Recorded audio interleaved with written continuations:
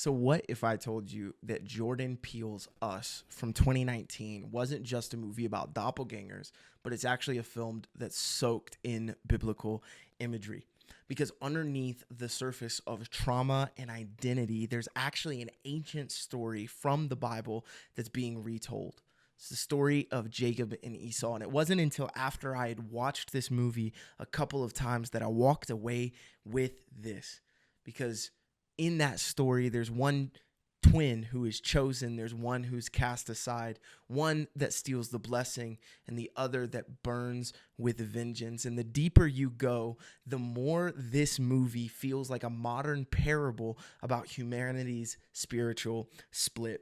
You see, at its core, Us is a story about two identical beings, one living above on earth and the other one living below. It says that there are two bodies tied to one soul. You have Adeline, who's this woman who grows up in the light on earth in front of everybody, and Red, her doppelganger, her double, trapped underground. You see, the duality mirrors Jacob and Esau, two nations, two destinies, one womb. Genesis 25 talks about how they struggled within their mother Rebecca, and that word struggled actually sets the tone.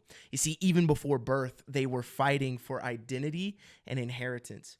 The same tension drives Jordan Peele's story. Who deserves to live in the light? Who gets the blessing? You see, there's so much interesting things happening in this narrative.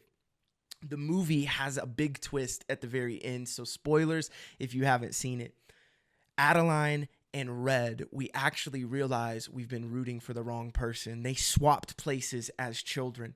It's not just a plot trick, it's not just a plot twist, and it's not exactly as original as you might think.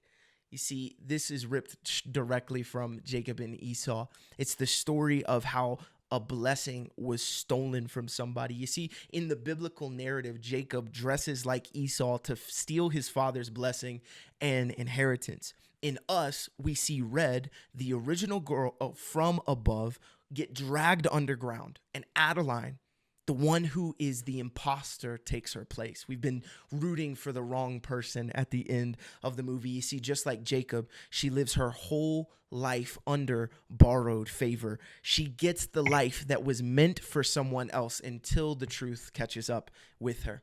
Genesis says that Isaac's blessing was irreversible, and once it was given, it couldn't be undone. The same tension happens in the movie where the tethered can't escape the consequences of the exchange. You see, this stolen identity sets both the women on a collision course in the movie, just like Jacob and Esau's eventual confrontation in Genesis 33.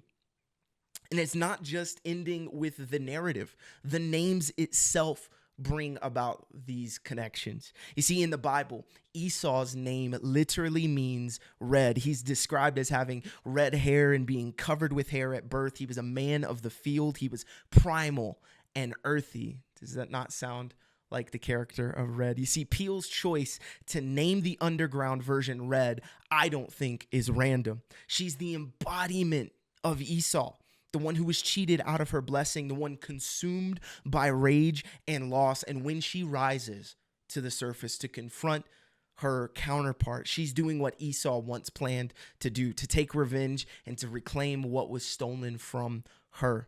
Remember how Jacob and Esau meet finally after years apart? Jacob fears for his life and expects Esau's wrath, but instead Esau runs to meet him and embraces him. You see, there's a reunion that represents forgiveness, but also a reckoning. You see, in Us, Peele twists that scene into something darker. When Red and Adeline meet, it's not reconciliation, it's judgment. Humanity's buried half finally surfaces. The forgotten ones, the Esau generation, demand to be seen. There's a scene in the movie where they are replicating a Hands Across America ad that they saw in the 80s. It becomes this twisted parody of unity. It's what happens when we try to reconcile without repentance, when we join hands without actually addressing the injustice that's been done. It's unity with unresolved sin. You see, Peele's message isn't just societal, but it's actually spiritual. In the movie, he highlights that we are both Jacob and Esau. There's a version of you that walks in the light, and there's a version that's buried in shadow. It's jealous, it's unseen, it's wounded, and we choose who we will follow and who we live out. You see, Jesus speaks about losing his life, or losing your life to find it.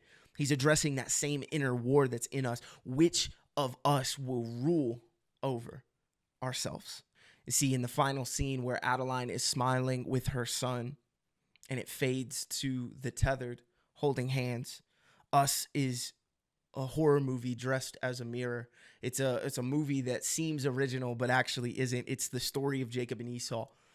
It warns that every stolen blessing comes with a reckoning. Red wasn't the villain after all in the movie. She was the truth that could no longer stay buried. I encourage you, read Genesis chapter 25 through 33. Take a look at this story and then go and watch the movie if you don't have convictions or anything about it, because I think you'll see the parallels just the way that I did. Jordan Peele's Us is actually the story of Jacob and Esau. Thanks so much for watching. Let me know your thoughts. Have you seen this movie? Did you recognize these patterns? Did you recognize this story? Go back and read it. Let me know what you think in the comments. Have a great rest of your day.